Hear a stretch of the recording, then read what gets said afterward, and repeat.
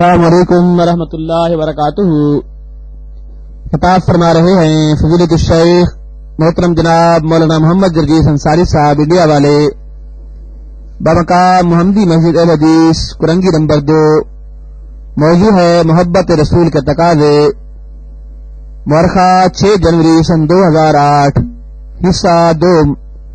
یاد رکھیے اسلامی کیسٹوں کا مرکز سلفی کیسٹ سینٹر، منظور کالونی، گجر چوک، کراچی۔ اس کی بدصورت اور جسم ہے اس کا ماند، مگر خط کا بھیجنے والا تو ہے 14ویں کا چاند۔ یہ کہہ کر گویا لڑکی رضامند ہو جاتی ہے اور باپ کو اپنی لڑکی کی ضد پوری کرنا پڑتی ہے اور اس لڑکی کا نکاح اس لڑکے کے ساتھ کر دیا جاتا ہے۔ یہ محبت رسول کا تقاضا ہے۔ میرے بھائیوں ذرا غور کرو، اپنے معاشرے اور سوسائٹی کے اندر دیکھو، اللہ کے نبی فرماتے ہیں، اللہ کے نبی کا ارشاد ہے، اذا خطب الیکم من ترضون دینہ وخلقہ فزوجوہ۔ جب کوئی دیندار لڑکا اور بااخلاق لڑکا تمہاری بیٹی کے ساتھ نکاح کا پیغام بھیجے، فزوجوہ، تو اپنے بیٹی کا نکاح اس لڑکے کے ساتھ کر دو۔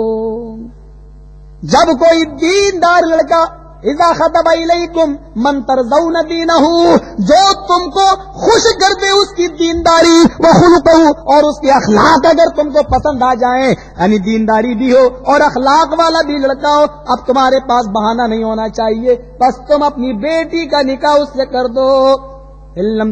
لا تفعلوا تکن فتنۃ فی الارض، اگر تم ایسا نہ کرو گے، اپنی لڑکیوں کا نکاح ان دیندار لڑکوں کے ساتھ نہ کرو گے، تو تکن فتنۃ فی الارض فساد ناریز، تو زمین کے اوپر فتنہ پھیل جائے گا اور بہت بڑا فساد زمین کے اوپر پھیل جائے گا۔ آج طلاقوں کی شکلوں میں جو فساد پھیلا ہوا ہے وہ ہمارے سامنے موجود ہے۔ میرے پیارے ساتھیوں، اسی بات کا نتیجہ ہے کہ ہم محبت رسول کا دعویٰ تو کرتے ہیں لیکن دیندار لڑکیاں اور لڑکے ہم شادی کے موقع پر نہیں دیکھتے ہیں۔ جلیبیب کا نکاح کر دیا گیا۔ محبت رسول کا تقاضا تو یہ کہ اللہ کے نبی نے ایک شخص کو حکم دیا، جاؤ اور فلاں گھر میں ایک لڑکی رہتی ہے اس کو دیکھ کر آؤ، اگر پسند ہے تو ٹھیک ہے میں اس کا نکاح تم سے کر دیتا ہوں۔ یہ 10 صحابی گئے، دستک دی، دروازہ کھٹکھٹایا، اندر سے آواز آتی ہے، کون؟ کہا میں، اللہ کے رسول نے مجھے بھیجا، یہاں ایک لڑکی ہے، مجھے اس کو دیکھنے کے لیے بھیجا، میرا نکاح اللہ کے نبی اس کے ساتھ کرنا چاہتے ہیں۔ گھر میں کوئی نہیں تھا، لڑکی اندر سے دروازہ کھولنے سے پہلے کہتی ہے، اجنبی نوجوان، اگر اللہ کے نبی نے بھیجا ہے تو میں دروازہ کھول رہی ہوں، اور اگر اللہ کے نبی نے نہیں بھیجا اور اپنی مرضی سے آئے ہو تو میری شکل و صورت دیکھنا تمہارے لیے حرام ہے۔ اس نے کہا میں اللہ کی قسم کھا کے کہتا ہوں کہ مجھے نبی نے بھیجا۔ تب دروازہ کھولا اور اس طریقے سے وہ کھڑی ہو گئی، اور اس نے کہا تمہیں معلوم ہے چہرہ اور ہاتھ کی ہتھیلیوں سے زیادہ دیکھنے کی اجازت نہیں، اور غالباً تم اتنا دیکھ چکے ہوگے، اب تم کو میں اندر نہیں بٹھا سکتی ہوں اس لیے کہ گھر میں کوئی نہیں ہے۔ اندر سے دروازہ پھر بند کر لیا، وہ شخص چلا گیا۔ اللہ کے نبی نے پوچھا تم کو وہ لڑکی کیسی لگی؟ کہ اللہ کے نبی جس کو دین کی اتنی معلومات ہو، جس کو دین کا اتنا علم ہو، اس کا کیا کہنا؟ اے اللہ کے نبی مجھے دل و جان سے وہ لڑکی پیاری ہے۔ میرے بھائیوں، پھر اس لڑکی کا نکاح اللہ کے نبی اس لڑکے سے کے ساتھ کر دیتے ہیں۔ محبت رسول کا تقاضا یہ ہے کہ جب نبی کا نام آئے تو آمنا و صدقنا۔ میرے پیارے ساتھیوں، ایک بخاری کی اس واقعے پر بھی غور کرو۔ ایک عورت اللہ کے نبی کے پاس آتی ہے اور کہتی ہے، اللہ کے نبی میں اپنے آپ کو ہبہ کر رہی ہوں آپ کے لیے، آپ مجھ سے شادی کر لیجئے۔ اللہ کے نبی نے ایک نظر اس کو دیکھا، فرمایا اب مجھے ضرورت نہیں ہے، میں کوئی شادی نہیں کروں گا۔ ایک صحابی وہیں بیٹھے تھے، کہنے لگے اے اللہ کے نبی اگر آپ نہیں کرنا چاہتے ہیں تو میرے ساتھ اس کا نکاح کر دیجئے۔ تصور دیکھیے شادی کا، وہیں بیٹھے ہیں، وہیں نہ براتیوں کا پتہ، نہ خیراتیوں کا پتہ، نہ کتوں کا پتہ، نہ ہجڑوں کا پتہ، نہ ڈانسروں کا پتہ، کسی کا کوئی پتہ نہیں، کوئی تصور نہیں ہے اس چیز کا۔ اے اللہ کے رسول اس کا نکاح میرے ساتھ کر دیجیے۔ وہیں بیٹھے اللہ کے نبی نے کہا کیا تم اس کے ساتھ کرنا چاہتی ہو؟ کہا اللہ کے رسول آئی تو ہوں آپ کے پاس، آپ سے کرنا چاہتی ہوں، اگر آپ نہیں کر سکتے ہیں تو پھر اس کے ساتھ کر دیجیے۔ ایک نظر مرد نے عورت کو، عورت نے مرد کو دیکھ لیا۔ اب اللہ کے نبی سوال کر رہے ہیں ٹھیک ہے میں خطبہ نکاح دیتا ہوں، لیکن یہ تو بتاؤ کہ تمہارے پاس اس عورت کو دینے کے لیے مہر کیا ہے؟ پہلا سوال مہر کا ہو رہا ہے نکاح سے پہلے، یہاں پہلا سوال جہیز کا ہوتا ہے۔ ہیرو ہونڈا ملے گی، سوزوکی ملے، یہاں پتہ نہیں چلتی کہ نہیں چلتی ہیں جاپانی گاڑیاں، ہمارے ہاں لوگ ہولی بابا مانگتے ہیں، جو آج کل کے جو فلمی ایکٹر جو اپنا رہے ہیں وہ یہ ملے گی؟ اللہ کے نبی نے کیا کہا؟ یہ بتا تیرے پاس مہر دینے کے لیے کیا ہے؟ اب اس کا جواب سنو کیا کہہ رہا ہے، ما ہندی شعیون، کچھ نہیں ہے، شعیون نکرا، ایک بھی چیز نہیں ہے، میں اس کو دوں گا کچھ نہیں۔ نکاح کر رہا ہے، کہہ رہا میرے ساتھ کر دیجیے، اور دینے کے لیے کچھ نہیں ہے۔ اللہ کے نبی فرماتے ہیں جاؤ کچھ تلاش کر کے لاؤ، شاید کوئی چیز مل جائے۔ بخاری کے الفاظ میں کہتا ٹھیک ہے میں جا رہا ہوں، گیا تلاش کیا، لوٹ کے واپس آیا، آپ نے کہا کچھ ملا؟ کہنے لگا ما وجدت شیئا یا رسول اللہ، کوئی چیز نہیں ملی۔ آپ نے کہا پھر کیسے نکاح ہوگا؟ کہا کچھ نہیں ملی تو میں کیا کروں؟ اب آپ نے اس سے کہا التمس خاتما من الحدید، دوبارہ جاؤ، لوہے کی انگوٹھی ہی مل جائے تو وہی لے جاؤ، سونے کی نہیں، لوہے کی ہی مل جائے وہی لاؤ، وہی دو مہر میں۔ انگوٹھی لانے کا حکم کس کو دیا؟ مرد کو۔ سوچتے رہنا ہمارے یہاں سب الٹی گنگا بہ رہی ہے، یہاں سالیاں پہناتی ہونے والے جیجا کو، ساس کی طرف سے پہنائی جاتی ہے، سسرال کی طرف سے پہنائی جاتی ہے۔ اللہ کے رسول یہاں حکم کس کو دے رہے؟ جاؤ لوہے کی انگوٹھی ہی مل جائے تو وہی لے آؤ۔ گیا، لوٹ کے واپس آیا، کہا ملی؟ کہا ما وجدت خاتما من الحدید یا رسول اللہ، اے اللہ کے رسول لوہے کی انگوٹھی بھی نہیں ملی۔ نکاح کر دیجیے، آپ کو ضرورت نہیں، میرے ساتھ کر دیجیے۔ یعنی تصور دیکھیے، ایک غریب انسان بھی یہ کہنے کے لائق تھا کہ میں شادی میری کر دیجیے۔ یہ تصور آج تو 20 جوڑا نہ ہو جب تک لڑکی کو دینے کے لیے چھپکا نہ ہو، ٹیکا نہ ہو، پتہ نہیں کیا کیا چل رہا ہے آج کل، وہ ساری چیز۔ اللہ کے نبی نے فرمایا لوگوں زنا اتنا مشکل کر دو، اتنا مشکل کر دو، نکاح اتنا آسان کر دو، اتنا آسان کر دو کہ زنا کاری مشکل ہو جائے۔ ہم نے زنا اتنا آسان کر دیا ہے کہ نکاح کرنا مشکل ہو گیا۔ نہ نکاح کرنا مشکل ہو گیا ہے، وہ تصور کیوں نہیں آتا؟ جب بادشاہ مصر کی بیوی نے دروازے بند کر لیے اور یوسف سے کہا ادھر آؤ، غلقت الابواب، ایک دروازہ نہیں تھا، ابواب جمع استعمال ہوئی۔ اگر یوسف اس دروازے سے بھاگا تو اس دروازے پہ پکڑ لوں گی، اس دروازے سے بھاگا تو اس دروازے پہ پکڑ لوں گی، اس دروازے سے بھاگا تو اس دروازے پہ پکڑ لوں گی، اور یہی ہوا۔ ادھر آؤ، نہیں معاذ اللہ سے پناہ، نہیں یہ کام غلط۔ بھاگے یوسف، وہ دوڑی، ایک دروازے سے نکل گئے، دوسرے پہ، دوسرے سے نکل گئے، تیسرے پہ، سارے دروازے پار کر لیے۔ جو مین گیٹ تھا اس کو کھول رہے ہیں، وہ پیچھے سے کھینچ رہی ہے، اور یوسف اسی کو لے کے ایسے ہی گرے، سامنے بادشاہ کھڑا ہے۔ تصور کیجئے کہ یوسف عورت کے اوپر گرے ہوں، پیچھے سے قمیض پھٹ گئی ہو، اور بادشاہ سامنے کھڑا ہو، اور عورت نے یہ الزام لگا دیا جو تیری بیوی کے ساتھ اس طریقے سے خیانت کے ارادے سے آئے اس کی کیا سزا ہے؟ تصور کیجئے کہ نیک لوگوں کے اوپر امتحان کتنا آتا ہے۔ لیکن اس دور کے جج بھی بڑے اچھے تھے، وہ آج کل کی طرح نہیں تھے سالوں سال الجھتے رہو۔ کہا بہت آسان طریقہ ہے کہ تیری بیوی کا قصور ہے، اس کا کہا کیا؟ کہا کہ اس کا کرتا دیکھ لے، آگے سے پھٹا ہے تو یوسف جھوٹا، پیچھے سے پھٹا ہے تو یوسف تو تیری بیوی جھوٹی۔ ہو گیا فیصلہ۔ دیکھا تو پیچھے سے پھٹا تھا، کہا تمہارا ہی مکر ہے اپنی بیوی سے۔ تصور کیجیے، اور خوبصورتی ایسی تھی کہ مصر کی عورتوں نے دیکھا وقطعن ایدیہن، اپنی انگلیاں کاٹ ڈالی۔ پھل نہیں، اما عائشہ نے کبھی کہا تھا، ایک یہودیہ نے اما عائشہ سے، دیکھ یوسف تو اتنے خوبصورت تھے، تیرے نبی کی خوبصورتی کا ذکر قرآن میں نہیں ہے۔ کیا کیا یوسف کی خوبصورتی کا ذکر ہے قرآن میں؟ کیا ذکر ہے؟ کہا کہ جب وہ مصر کی عورتوں کے سامنے سے گزرے تو انہوں نے اپنے ہاتھوں کی انگلیاں کاٹ ڈالی، اتنے خوبصورت تھے حضرت یوسف علیہ السلام۔ تیرے نبی کی خوبصورتی کا ذکر نہیں ہے۔ اما عائشہ اپنے شوہر کی برائی کہاں سن سکتی تھی؟ کہتی ہیں یہودی عورت، اچھا ہوا کہ مصر کی عورتوں نے حسن یوسف دیکھا، میرے نبی کا حسن نہیں دیکھا۔ اچھا ہوا کہ مصر کی عورتوں نے یوسف کا حسن دیکھا، میرے نبی کا حسن نہیں دیکھا۔ کہا اچھا، اگر وہ تیرے نبی کو دیکھ لیتی تو کیا ہوتا؟ کہا کہ مصر کی عورتوں نے یوسف کا حسن دیکھا تو انگلیاں کاٹ ڈالی. لورائن جمال حبیبی لقطان قلوبہن، اگر انہوں نے میرے نبی کے جمال کو دیکھا ہوتا تو اپنے دلوں پر چھریاں چلا لیتی. اما عائشہ کا جواب کیا تھا؟ آئے یہودیہ، مصر کی عورتوں نے یوسف کے حسن کو دیکھا تو اپنی انگلیاں کاٹ ڈالی. قطع یقطع کاٹنا، قطع یقطع ٹکڑے ٹکڑے کرنا، یعنی انہوں نے انگلیاں ایک جگہ سے نہیں کاٹی، نہیں کئی جگہ سے کاٹی اور تکلیف کا احساس نہیں. مصر کی عورتوں نے یوسف کا حسن دیکھا تو انگلیاں کاٹ ڈالی. مکہ اور مدینہ کی عورتوں نے جناب محمد رسول اللہ کو دیکھا تو اپنا بیٹا میدان جنگ میں کٹوا دیا، اپنا باپ میدان جنگ میں کٹوا دیا، اپنا بھائی اور اپنا شوہر میدان جنگ میں کٹوا دیا. اور وہ دیناریہ جو سجدے میں سر رکھے ہوئے ہیں، وہ محبت رسول کے ٹھیکیداروں سنو، وہ دیناریہ جو سجدے میں سر رکھے ہوئے ہیں. ایک نوجوان آتا ہے، کیا کر رہی ہے؟ کہا میں محمد رسول اللہ کے جنگ میں کامیابی کی دعا کر رہی ہوں. کہا کچھ پتا بھی ہے تجھے؟ کہا کیا ہوا جنگ کال؟ کہا جنگ کے اندر تیرا بھائی شہید کر دیا گیا. کہنے لگی مجھے موسیٰ اور عیسیٰ کے بھائی کے بارے میں بتا. کہا ٹھیک ہے. سجدے میں گری رہی.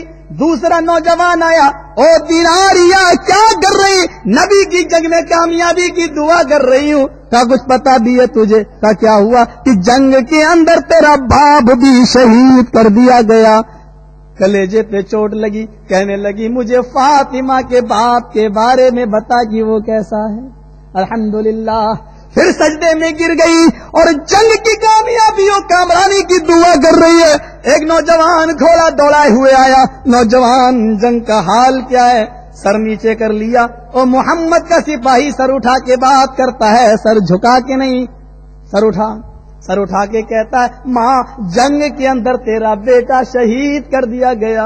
کلیجے پہ چوٹ لگی، آنکھوں میں آنسو آئے، لیکن آسمان کی طرف نظریں اٹھا کر اپنے اپنے آنکھوں کے آنسوؤں کو آنکھوں ہی نے پی گئی، زمین پہ نہ گرنے دیا. پھر نظروں سے نظریں ملا کے کہتی ہے نوجوان میں نے اپنے بیٹے کے بارے میں سوال نہیں کیا، مجھے آمینہ کے بیٹے کے بارے میں بتا. اسلامی کیسٹ کا مرکز سلفی کیسٹ سینٹر، منظور کالونی، گجر چوک، کراچی. الحمدللہ وہ خیریت سے. پھر سجدے میں گر گئی. ایک اور نوجوان آیا، او ماں جنگ کے اندر تیرا آخری چراغ بھی بجھ گیا، تیرا شوہر بھی شہید کر دیا گیا.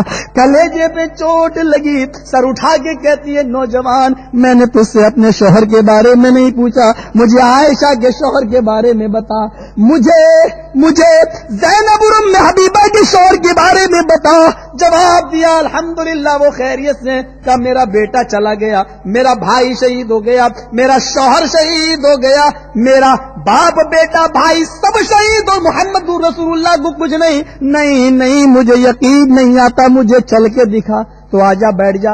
اس نے اونٹ پہ بٹھایا، دوڑایا، اونٹ چلا، اتارتا ہے اس جگہ پر وہ صحابی رسول اتارتے ہیں، اور خیمہ جہاں اللہ کے نبی کا دیکھتی ہے کہ لوگ وہاں کوئی اپنا سینہ لگائے ہوئے، کوئی ہاتھوں پر اپنے تیروں کو، نبی اکرم کی طرف آنے والے تیروں کو روک رہا ہے. اس نے خیمے کا پردہ اٹھایا، جا دیکھ. جیسے ہی خیمے کا پردہ اٹھایا اور نبی اکرم کے چہرے پہ نظر پڑی، چمکتے ہوئے اس چہرے کو، اور محمد رسول اللہ کے اس چاند جیسے چہرے پہ نظر پڑی جس کو دیکھ کر کبھی حسان ابن ثابت نے کہا تھا وَأَحْسَنُ مِنْكَ لَمْ تَرَ قَطُّ عَيْنِي وَأَجْمَلُ مِنْكَ لَمْ تَلِدِ النِّسَاءُ. اے اللہ کے نبی آپ اتنے خوبصورت ہیں کہ میری آنکھوں نے آپ سے زیادہ حسین آج تک کسی کو دیکھا ہی نہیں. وَأَجْمَلُ مِنْكَ لَمْ تَلِدِ النِّسَاءُ آپ اتنے خوبصورت ہیں کہ دنیا کی کسی عورت نے آپ سے زیادہ حسین بچہ پیدا ہی نہیں کیا. خلقت مبرّم من کل عیب کأنک خلقت کما تشاء. آپ اپنی مرضی کے مطابق گویا کہ پیدا ہوئے اور اپنے رب سے کہتے گئے اللہ ایسا بنا، آپ کہتے گئے اور آپ کا اللہ آپ کو آپ کی مرضی کے مطابق بناتا چلا گیا. جس کے بارے میں حسان نے کہا جیسے ہی اس دیناریہ نے اس کی طرف نظر ڈالی، نبی اکرم کے چہرے کو دیکھا، چیخ پڑی کل مصیبت بعدک جلل. اللہ کے رسول آپ کا چہرہ دیکھا میں باپ کی شہادت بھول گئی، بیٹے کا غم بھول گئی. یہ محبت ہے، یہ محبت رسول. کہہ دینا بہت آسان ہے کہ ہم جنت میں جائیں گے. ایسے تو ہم لوگوں سے بھی لوگ کہہ دیتے ہیں. ایک صاحب ہم سے کہنے لگے ہاں ہم تراویح 20 پڑھتے تم 8 پڑھتے ہو. تم ظہر 10 پڑھتے ہو میں 12 پڑھتا ہوں. تو کیا ہوا؟ بولے ہم زیادہ پڑھتے ہیں, ہم پہلے جنت میں جائیں گے. ہمارے انڈیا میں بھی بہت ایسے بحثیں ہوتی ہیں. میں نے کہا ہاں ہم شارٹ کٹ سے جائیں گے, تم آنا لمبا چکر کاٹ کے. جب ہمارا گھر 1 کلومیٹر میں مل رہا تو ہمیں کیا ضرورت ہے 10 کلومیٹر کا چکر لگا کر؟ نبی نے ہمیں یہ راستہ بتایا, تم آتے رہنا لمبا. کہنے لگا ارے یار ہم زیادہ پڑھتے ہیں تو ہم پہلے جائیں گے. میں نے کہا اچھا یہ بتاؤ ظہر اثر مغرب عشاء فجر کون پہلے پڑھتا ہے تم سے؟ اول ٹائم پہ کون پڑھتا ہے؟ ہاں یار یہ بات تو ہے. میں کون پہلے پڑھتا ہے؟ بولو تم ہی لوگ پہلے پڑھتے ہو. میں نے کہا ہم لوگ پہلے پڑھتے ہیں. تو پہلے گھس جائیں گے, اندر سے بند کر لیں گے, تم کو آنے ہی نہیں دیں گے. کہ ہاں تمہارے باپ کی ہے کیا؟ ہم نے کہا ابھی تو کہہ رہا تھا کہ ہم پہلے جنت میں جائیں گے, وہ تیرے باپ کی تھی کیا؟ اور اہل حدیث بھی ہمارے بہت ہیں, وہ کیا کہتے ہیں, وہ یہ سمجھ بیٹھے ہیں بیچارے ہمارے اہل حدیث بھائی جنت ہمارے باپ کو ٹھیکے میں ملی ہے. یہ اپنی بیٹیوں کو جوان جوان کر کے گھر میں بٹھائے ہوئے ہیں. کہتے نہیں جب لڑکا پیروں پہ کھڑا ہو جائے گا تب شادی کریں گے. 35 سال کی گھر میں لڑکی ہو رہی, شادی نہیں کر رہے ہیں, اور شادی کے لیے پراپرٹی زمین جائیداد والا لڑکا دیکھ رہے ہیں. تصور کیجئے میرے بھائیوں, یہ اہل حدیث جن کے کھانے اور شادیاں ایسے رات کے 12 بجے کے بعد 2 بجے بعد سنتا ہوں کہ یہاں باراتوں کا سلسلہ چلتا ہے. یہاں باراتوں کا سلسلہ رات کے 12 اور 2 بجے کے بعد چلتا ہے. ارے آپ سے اچھا تو ہمارا وہ ہندوستان کا ایریا جہاں ہم لوگ رہتے ہیں, کم سے کم بس شام ہوئی مغرب کے بعد تک اٹھاؤ, ودا کرو, رخصتی کرو. بیچارہ یہاں دولہا کڑتا ہے, وہاں دلہن کڑتی ہے رات بھر پورا. کیا معاملہ ہے میرے بھائیو, ذرا تصور کیجئے کہ مسئلہ کیا ہے اس میں. آپ کو ساری چیزیں ہم مغربی تہذیب کی لیتے چلے آ رہے ہیں, اور آج امریکہ تیزی کے ساتھ امریکہ کی عوام محمد رسول اللہ کی سنتوں کو اپنا رہی ہے. ہمارے پاس باقاعدہ ڈاکٹر موجود ہے, طبیب موجود ہے, حکیم موجود ہے, محمد رسول اللہ صلی اللہ علیہ وسلم کی تعلیمات, اور ہم آر ایم پی اور جھولا چھاپ ڈاکٹروں کی تعلیم کے پیچھے پڑے ہوئے ہیں جس سے مریض کبھی بھی مر سکتا ہے. لقد کان لکم فی رسول اللہ اسوۃ حسنہ, تمہارے لیے رسول کی پوری زندگی آئیڈیل ہے, نمونہ ہے. پوری زندگی اٹھنا بیٹھنا لیٹنا سونا جاگنا کھانا پینا ساری چیزیں محمد رسول اللہ صلی اللہ علیہ وسلم کی پوری زندگی تمہارے لیے آئیڈیل ہے. اللہ قیامت کے دن یہ نہیں دیکھے گا کہ تم ظہر کی 10 پڑھ کے آئے یا 12 پڑھ کے آئے ہو. اللہ یہ نہیں دیکھے گا تم نے مغرب کی 5 پڑھی یا 7 پڑھی, وہ یہ دیکھے گا تم نے جو نمازیں پڑھی ہیں اس پر جناب محمد رسول اللہ کی مہر لگی ہے یا نہیں لگی. لقد کان لکم فی رسول اللہ اسوۃ حسنہ, تمہارے لیے رسول کی زندگی کو میں نے آئیڈیل بنایا. نماز ویسے پڑھو جیسے نبی نے پڑھی, روزہ ویسے رکھو جیسے نبی نے رکھا, حج ویسے کرو جیسے نبی نے حج کیا. تمام عبادات پر تمہاری وہ مہر ہونی چاہیے جناب محمد رسول اللہ کی جو نبی اکرم نے کیا. ایک لفافہ آپ لکھیے کاغذ 1000 کا خرید لائیے. جیسے نیا سال شروع ہوتا ہے تو لوگ نئے نئے کاغذ لاتے ہیں, بڑے بڑے قیمتی کاغذ لاتے ہیں. ارے آپ 1000 روپے کا کاغذ لے آئیے, اس کو آپ لفافہ بنا لیجئے اور آپ اپنے ایڈریس پر بھیجیے. اللہ کی قسم اگر اس پر سرکاری ٹکٹ نہیں لگا ہوا ہے تو آپ کا لفافہ نہیں پہنچے گا. 3 روپے 5 روپے آپ کے یہاں جو بھی چلتا ہو, جب تک وہ سرکاری ٹکٹ نہیں لگا تب تک وہ نہیں پہنچے گا. چاہے اس لفافے کی قیمت, اس کاغذ کی قیمت 1 لاکھ روپیہ ہی کیوں نہ ہو, اور ردی کاغذ لے لو 1 روپے 50 پیسے والا لے لو, اور اگر اس پر سرکاری ٹکٹ لگا ہوا ہے تو آپ کا لفافہ آپ کے ایڈریس پر پہنچ جائے گا, اس لیے کہ اس پر سرکار کی مہر لگی ہوئی ہے. آپ نمازیں تراویح 20 نہیں 20,000 پڑھ ڈالو, اللہ کی قسم اگر اس نماز پر سرکار کی یعنی جناب محمد رسول اللہ کی, ہم سرکار اس معنی میں نہیں لے رہے گورنمنٹ کی طرح, جس طرح گورنمنٹ کا کی مہر نہ ہو لفافہ نہیں پہنچتا, اسی طریقے سے جناب محمد رسول اللہ کی اگر ان نمازوں پر مہر نہیں تو وہ بھی ریجیکٹ کر دی جائیں گی. اس لیے کہ لقد کان لکم فی رسول اللہ اسوۃ حسنہ, تمہارے لیے جناب محمد رسول اللہ کی زندگی میں بہترین نمونہ ہے. محبت کے دعوے دار آج کہتے تو یہ کہ اچھا بس آخری بات بتا رہا ہوں, مجھے 2 گھنٹے ہو رہے ہیں بولتے ہوئے, میں آخری بات آپ کو بتاتا چلوں جو بہت زبردست بات ہے. ہمارے بہت سے بھائی یہاں پر آ کر ہمیں پھنسا دیتے, کیا کہتے ہیں ہمارے بزرگوں نے بھی تو وہی بات کہی ہے جو نبی نے کہی ہے, تو اگر ان کی بات مان لیتے ہیں تو فرق کیا ہے, وہ بھی تو نبی کی بات ہو گئی. ایسے بہت سے مسئلے ہیں جس پر نبی کی مہر نہیں لگی, اور سرے دست ایک واقعہ میں آپ کے سامنے اور چیلنج کے طور پر بھی میں چھوڑ کے جا رہا ہوں آپ کے سامنے. میں اپنی تقریروں میں ہندوستان میں رہ کر چیلنج دیتا ہوں, پاکستان کا ماحول مجھے کوئی دوسرا لگا, کیونکہ مجھے یہاں ہمیشہ نہیں رہنا ہے. آپ کہیں گے ہمیشہ تو انڈیا میں بھی نہیں رہنا ہے، مستقل میرا ٹھکانہ وہاں ہے.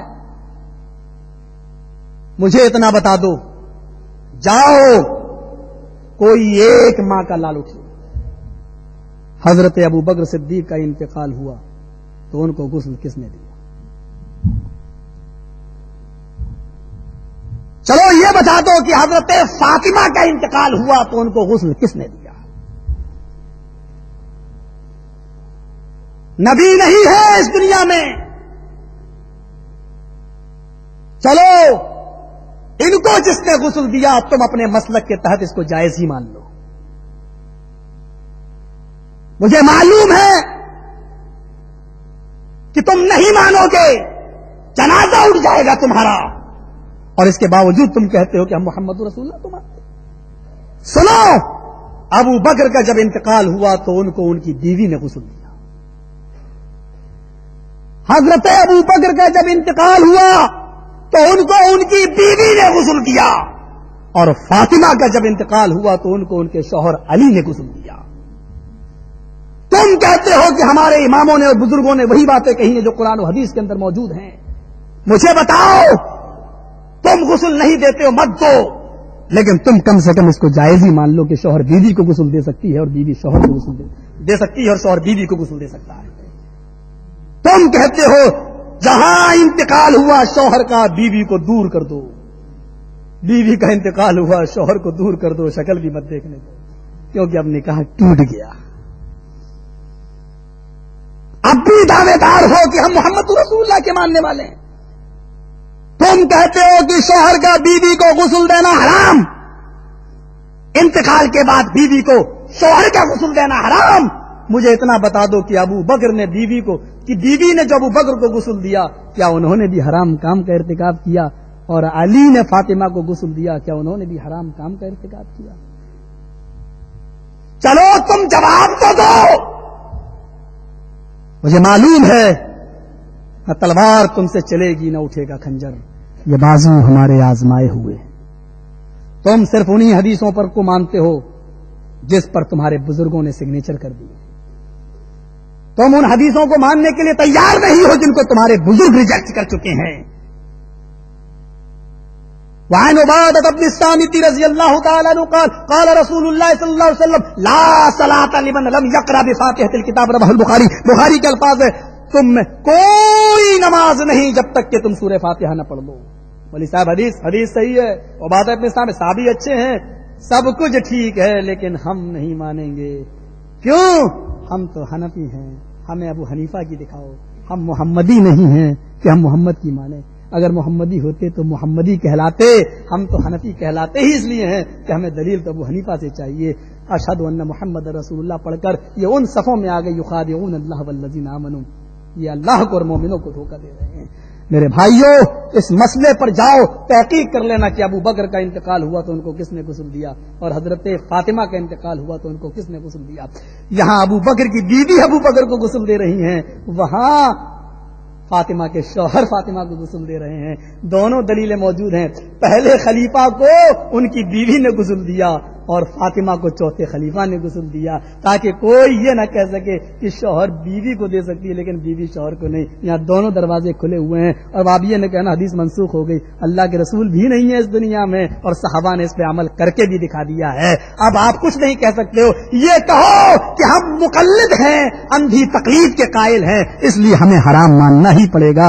ہاں یہ آپ کہہ سکتے ہیں کہ ابو بکر نے جو کیا ہے وہ حرام نہیں کیا ہے. انشاءاللہ دونوں حالتوں میں جیت ہماری ہوگی.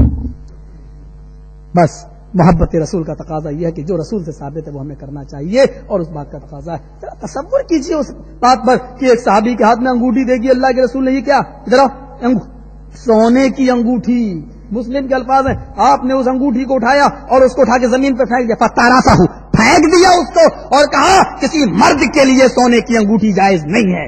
آپ نے لفظ استعمال کیا کسی مرد کے لیے جائز نہیں، اور کہہ کر آپ آگے بڑھ گئے. صحابہ کی بھیڑ لگ گئی، کیا ہوا؟ اٹھا لو. ارے اللہ کے رسول نے یہ کہا کہ کسی مرد کے لیے جائز نہیں ہے، سونے کی انگوٹھی اٹھا لو، اس کو اپنے گھر کی عورتوں کو پہنا دینا. کہا اللہ کے رسول نے فرمایا کہ کسی مرد کے لیے جائز نہیں ہے. اس نے کہا میں یہ نہیں جانتا ہوں. اگر اللہ کے رسول اس انگوٹھی کو اتار کر میرے ہاتھ میں دے دیتے، کہتے اپنے گھر کی عورتوں کو دے دے، تب میں دیتا، لیکن اللہ کے رسول نے میرے ہاتھ سے انگلی سے انگوٹھی اتار کر زمین پر پھینک دی، اور جس انگوٹھی پر میرے نبی کی نفرت کی نظر پڑ گئی اس انگوٹھی کو میں اپنے گھر کی عورتوں کو بھی پہنانا گوارا نہیں کرتا۔ تصور کیجئے محبت رسول کیا ہے، تصور کیجئے، یہ سینہ ٹھوک لیا یہ محبت نہیں ہے، چند خون کے قطرے بہا دیے یہ محبت نہیں ہے۔ محبت رسول کا تقاضا دیکھو، عبداللہ ابن مسعود مسجد میں آ رہے ہیں، ایک پیر مسجد کے باہر ہے، ایک پیر مسجد کے اندر ہے، اللہ کے نبی صلی اللہ علیہ وسلم خطبہ دے رہے ہیں جمعے کا، ایک صحابی اٹھ گئے جمعے کے خطبے سے، آپ نے کہا اجلس مکانک، اپنی جگہ پہ بیٹھ جاؤ، آپ نے کہا تھا ان سے جو اٹھ گئے آپ بیٹھ جاؤ اپنی جگہ پر، عبداللہ ابن مسعود کا ایک پیر مسجد کے باہر ہے، ایک پیر مسجد کے اندر، وہ اسی جگہ پر بیٹھ گئے۔ اللہ کے نبی نے ان کو دیکھ ہنس دیے، آپ نے کہا عبداللہ ذرا میں نے تم سے نہیں کہا تھا، میں نے ان سے کہا تھا، تم کیوں بیٹھ گئے؟ کہا اللہ کے رسول میرے کانوں نے یہ نہیں سنا ہے کہ آپ نے کس سے کہا، میرے کانوں نے یہ سنا بیٹھ جاؤ، میں بیٹھ گیا۔ یہ ہے محبت رسول۔ ایک انصاری کا مکان بن رہا ہے، 5 منزل 3 منزل 2 منزل، آپ نے کہا اس نے مسجد میں جو گنبد ہوتا ہے اس کی طرح جو شکل بنا لی وہ اچھا نہیں ہے، آپ یہ کہہ کر چلے گئے۔ مزدوروں نے بتایا کہ اس مالک کو کہ اللہ کے نبی صلی اللہ علیہ وسلم گزرے تھے، کہا کہ گنبد کی شکل جو بنائی ہے یہ مناسب نہیں تھی۔ کہا تو نے سنا؟ کہا ہاں۔ سنا؟ کہا دوسرے نے کہا تو نے سنا؟ کہا ہاں۔